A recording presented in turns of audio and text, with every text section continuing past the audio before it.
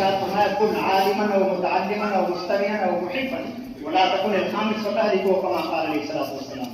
आप लोग या तो इल्म सीख कर आलिम बन जाइए, आलिम नहीं बन सकते तो तालिब इल्म बन जाइए।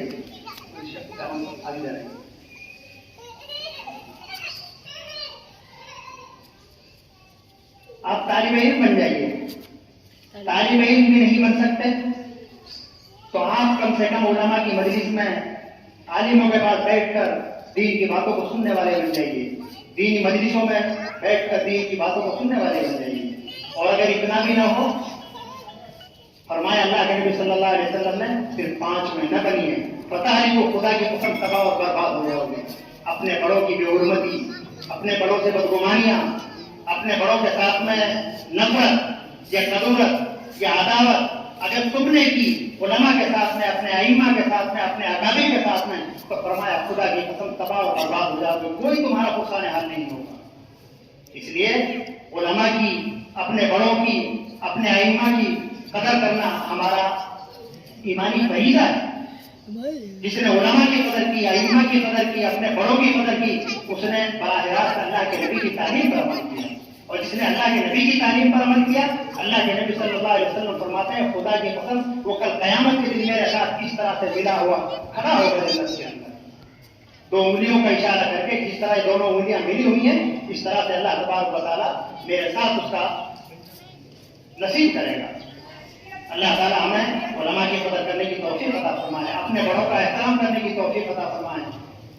आप सल्लल्लाहु अलैहि वसल्लम तशरीफ ले जा रहे थे, एक सहाबी रास्ते में आपके हमरा थे, आपने उनके कंधे पर हाथ रखा और फरमाया कि आओ मैं तुम्हें चंद नसीहत करता हूँ, उस पर तुम अमल करोगे और दूसरों को उस पर अमल करने की तलकीन करते रहोगे, खुदा की कसम कल कयामत के दिन तुम मेरे साथ खड़े हुए होगे।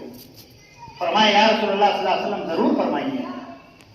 फरमाया कि जब तुम्हारी शाम हो तो इस अंदाज हो कि तुम्हारे दिल में किसी के लिए कीना ना हो, किसी के लिए बुग़्ज़ ना हो, किसी के लिए अदावत ना हो, किसी के लिए नफरत ना हो, तुम्हारा दिल बिल्कुल साफ और शफाफ हो। और जब तुम उठो तो तुम्हारा दिल शीशे की तरह बिल्कुल मुनव्वर हो कि किसी के लिए न कीना हो, न बुग़्ज़ हो, न अदावत हो, किसी तरह का कोई मैल तुम्हारे दिल के अंदर ना हो। अल्लाह के नबी सल्लल्लाहु अलैहि वसल्लम ने फरमाया ये मेरा महबूब अमल है, इस मेरे महबूब अमल पर जब मेरी उम्मत अमल करेगी तो तमाम खुराफात से, फुजूलियात से बिल्कुल महफूज हो जाएगी। अल्लाह के नबी सल्लल्लाहु अलैहि वसल्लम ने फरमाया कि इंसान के दिल के, इंसान के जिस्म के अंदर एक लोथड़ा है गोश्त का, यानी वो दिल, अगर वो दिल सही रहता है, सलामत रहता है, सेहतमंद रहता है, पूरा जिस्म सेहतमंद रहता है। अगर उसके अंदर खराबी आ गई तो पूरे जिस्म के अंदर खराबी पैदा हो जाएगी। इसीलिए कहा जाता है कि अल्लाह रब्बुल इज्जत जिस्मानी और रूहानी अमराज से शिफा अता फरमाए, जिस्मानी और रूहानी अमराज से शिफा अता फरमाए। जिस्मानी अमराज पर हर साथी की तवज्जो है। आंख में तकलीफ हो गई डॉक्टर के पास जाएगा, हाथ में तकलीफ हो गई डॉक्टर के पास जाएगा, पेट में तकलीफ हो गई डॉक्टर के पास जाएगा। रूहानी तकलीफ का कोई एहसास नहीं होता। रूहानी तकलीफ क्या है? रूहानी तकलीफ है दिल का बीमार हो जाना। और दिल बीमार किससे होता है? बुग़्ज़ से, कीने से, अदावत से, एक दूसरे से नफरत से, एक दूसरे की ग़ीबत करने से, एक दूसरे की बुराई करने से दिल बीमार हो जाता है। जब दिल बीमार हो जाता है तो तमाम के तमाम आज़ा बेबस हो जाते हैं।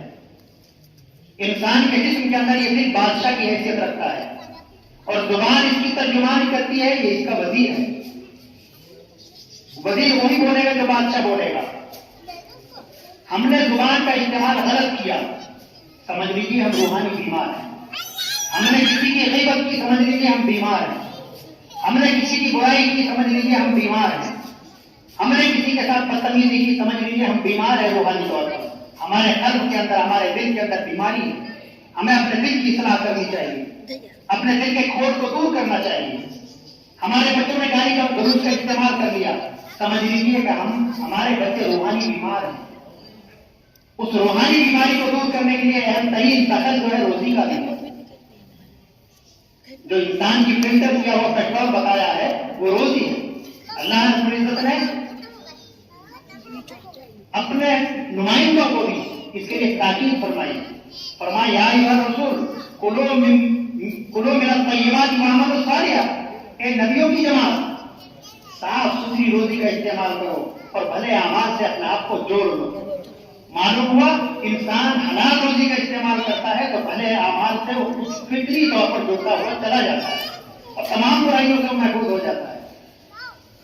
پھر ایمان والوں کو بھی مخاطب کیا، یا ایھا الذین آمنوا کلوا مما فی الارض حلالا طیبا، اے ایمان والوں زمین پر جو صاف ستھری اور پاک صاف روزی تمہارے لیے طے کی ہے آپ اس کا استعمال کیجیے، غلط روزی کا استعمال نہ کیجیے، حرام روزی کا استعمال نہ کیجیے۔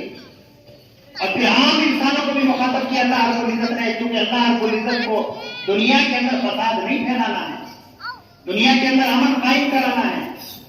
فرمایا یا ایھا الناس کلوا مما فی الارض حلالا طیبا ولا تتبعوا خطوات الشیطان، اے انسانوں حلال روزی کا استعمال کرو، صاف ستھری روزی کا استعمال کرو، شیطان کے نشانے قدم پر نہ چلو۔ اگر تم حرام روزی کا استعمال کرو گے تمہاری زندگی میں فساد پیدا ہوگا، تمہاری زندگی میں فساد پیدا ہوگا تو بغاوت کا ماحول پھیلے گا اور آپس میں نفرت کا ماحول پھیلے گا، ایک دوسرے کی بدخواہی کا ماحول قائم ہو جائے گا۔ اللہ اس سے ہماری اور آپ کی تمام کی حفاظت فرمائے۔ حضرت مولانا تشریف لے آئے ہیں، تفصیلی انداز سے مولانا خطاب فرمائیں گے۔